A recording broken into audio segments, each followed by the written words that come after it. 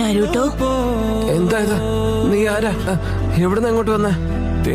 അല്ല, നിനക്ക് എങ്ങനെ എന്റെ പേര് അറിഞ്ഞത്? അത് ശരി, നിനക്കിപ്പോഴും മനസ്സിലായിട്ടില്ല. എന്നാലും നീ ഒന്ന് ഊഹിച്ചു നോക്ക് ഞാൻ ആരാണെന്ന്. നരുട്ടോ, എന്താ നിനക്ക് പിടികിട്ടിയോ? മനസ്സിലായി, നീ നൈൻറ്റേഴ്സിന്റെ യഥാർത്ഥ രൂപമല്ലേ? ആ മിനാട്ടോ എന്നെ കുറിച്ചൊന്നും പറഞ്ഞിരുന്നില്ലേ? വല്ലാത്ത കഷ്ടം തന്നെ. എന്നാ ശരി, ഞാൻ തന്നെ പറയാം. ഞാൻ നിന്റെ